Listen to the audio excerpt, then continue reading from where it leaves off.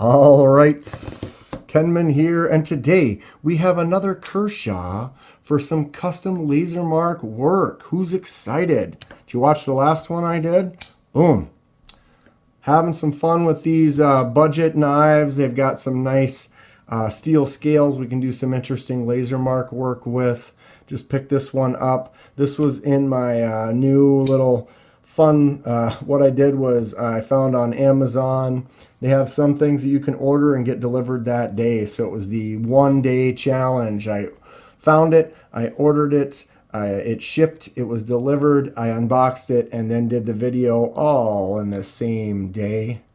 Pretty fun.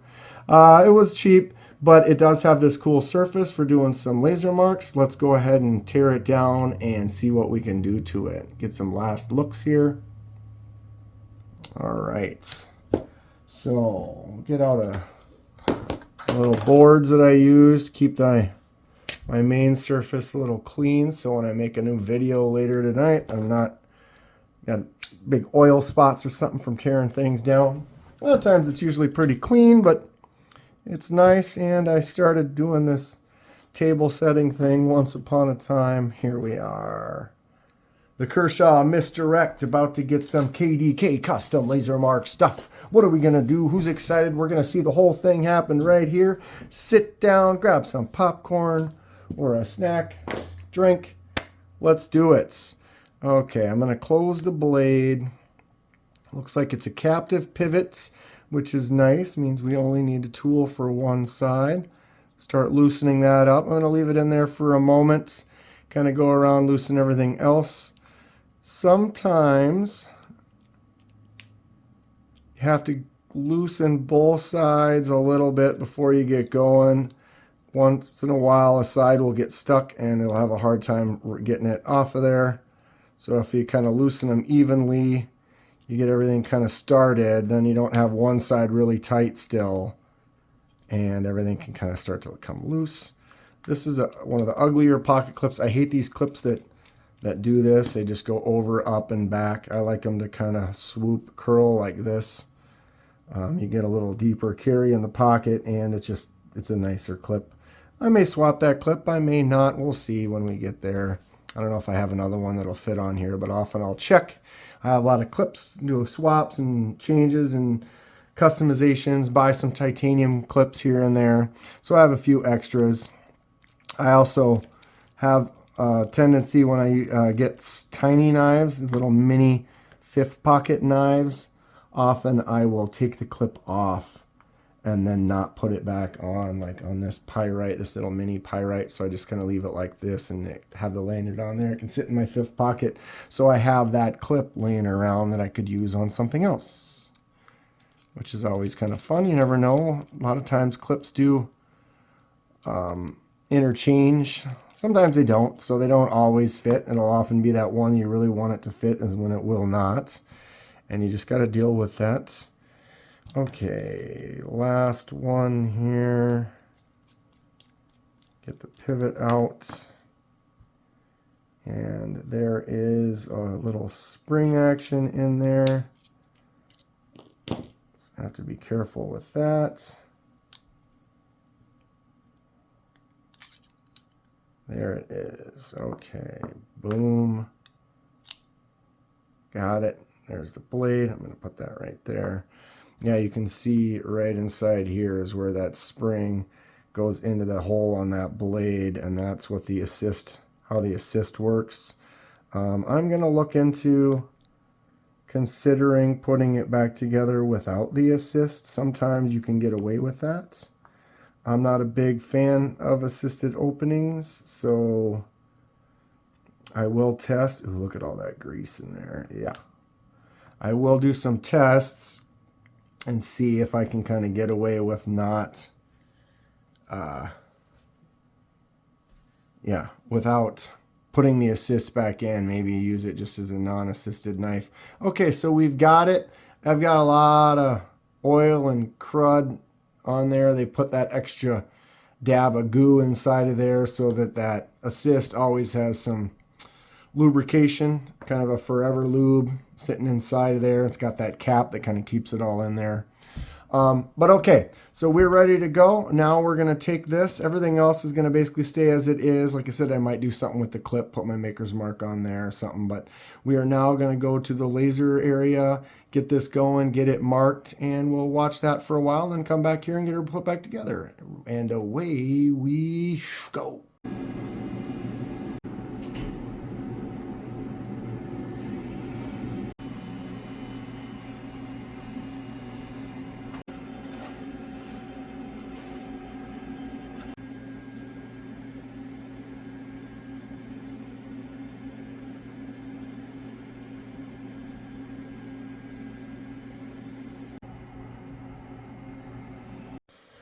Okay, we are back at the table. We have the laser mark complete. Let's see if we can get her back together.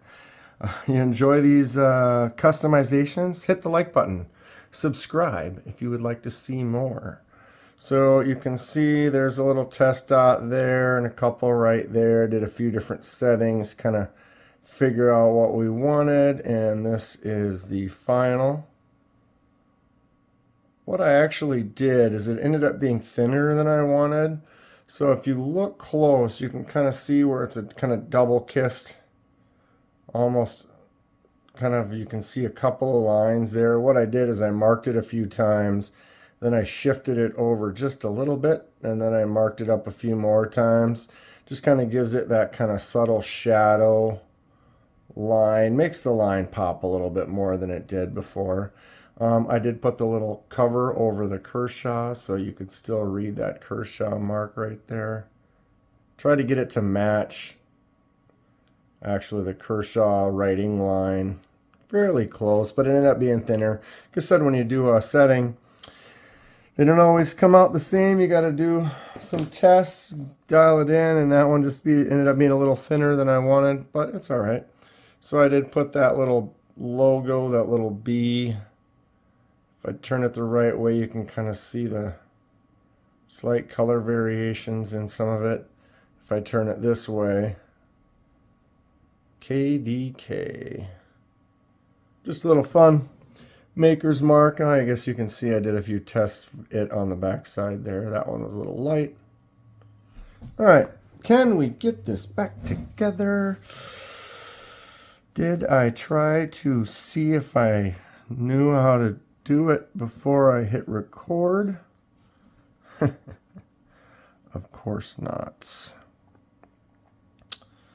All right, so there are barrels for those.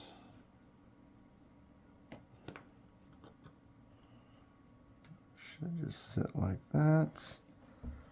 We have a spring for spring assisted opening. The last couple I've tried without it ended up not working too well, so I think basically I have to go with it, which is fine. All right, that dropped into that hole there.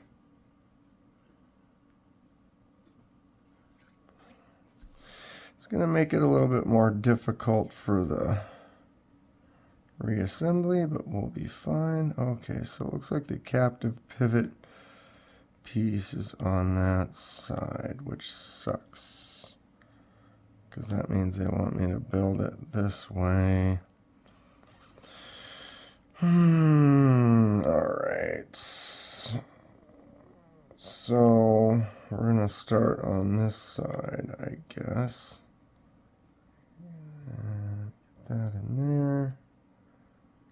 Boom.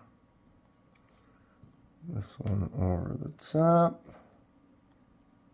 I gotta keep my finger on that pivot to keep it from sliding out. This is gonna be on this side.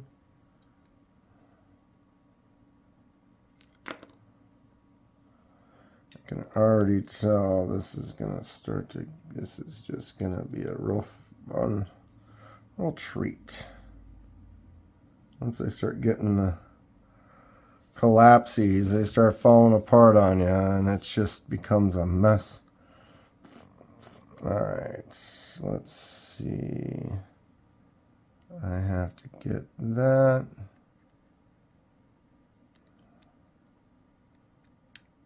Into that hole.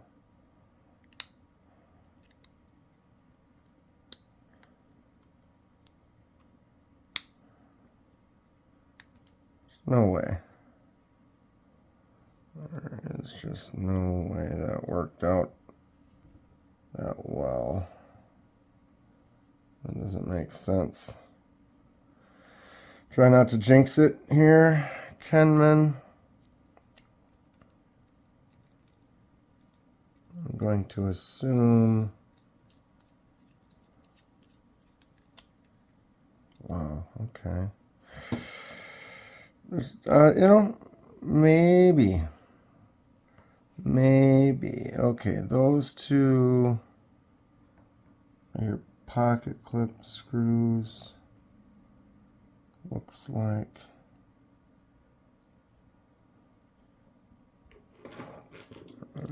We've got some T6s for the body right there.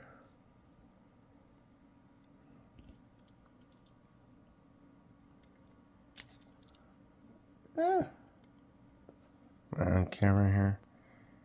Watch me fidgeting around. Gotta be careful as well not to. Why? Is that one a different? Not to scratch up the surface we just made. Switch. God, why are my 6s giving me problems today? Alright. Number 2. Let's do the 2 on this side here. I always say when you put a knife back together, you got to be careful. Pay attention to the centering. If you do kind of mess it up, you can loosen everything up, take it back apart, and make some adjustments. Generally, it shouldn't be too difficult to center it back up. If it was centered when you originally had it before you took it apart, then you should be able to get it back. All right, I'm going to tighten this all the way down, but not so tight that I won't be able to loosen it later. But nice and snug. Go in here.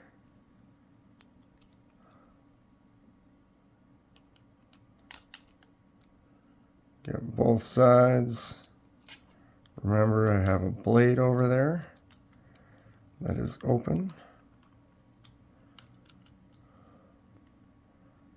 Alright, so I'm going to crank these all the way down, nice and tight.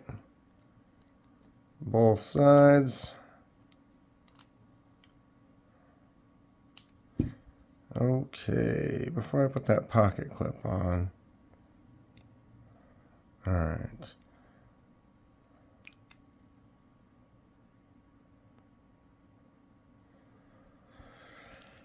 Let's test this out quick.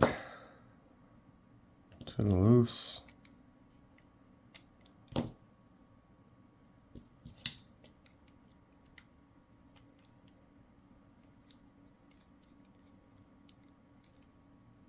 All right, there it is tight.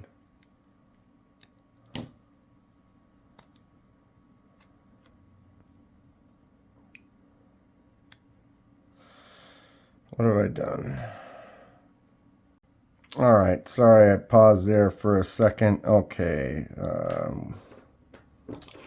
technical difficulties here. Let's get that just see, make sure. Yep, still solid. So you want to be able to have it tight enough that it's solid right here, but not so tight that it doesn't work anymore. All right, so it does have that spring assist.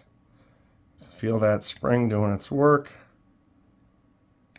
Okay, let's test it out. Boom, flicks out. Okay, boom. Seems good, seems solid. Yeah, that's good enough. Like to make sure you don't loosen it too much either. There we are. Let's go ahead and throw that pocket clip on there real quick. Goes on this side. Well, it could go on either side, but with this design, I think it's going to help to have that clip over here as far as something to push against. Wow, does that like go right on the... That's interesting. It probably was in the tip down when I got it, wasn't it?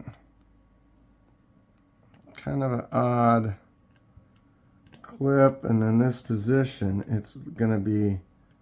Is it going to be pushing on the bar? Why doesn't that want to go in? Doesn't make sense. I feel like it's a straight shot right there. This did not like going in there for a moment, but I guess we're good. Pocket clip, because they're so close to each other, you want to kind of go back and forth a couple times. You get one tight, it kind of relieves a little pressure on the other. Look at how that goes all the way down. Is that now pushing the lock bar down a little bit? I wonder if that's going to affect that at all.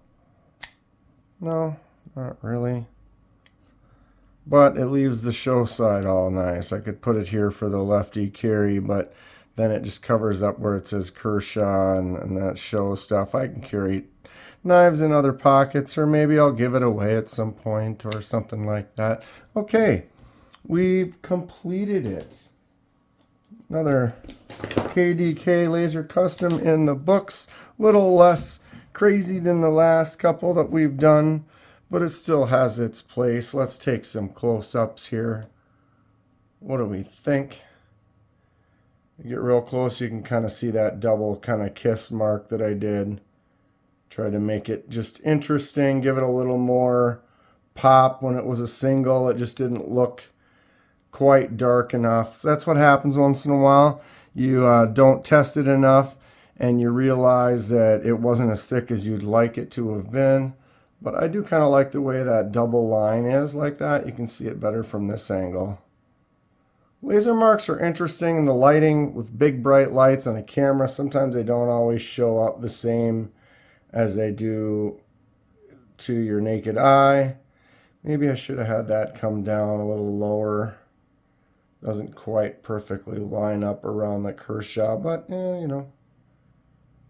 This was an inexpensive knife. I'm not a fan of assisted knives, but it was one of the all-in-a-day series where I find something and buy it, like I said, and order it, buy it, ships it, unbox it all in that same day. This Kershaw was available on Amazon like that for a pretty good price.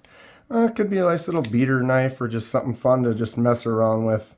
Like I said, if you have some customization projects you want to do. I'm going to get into some blade finishes pretty soon as well. Stay tuned for that. But all right, call it a day. Stay sharp. We'll see you soon.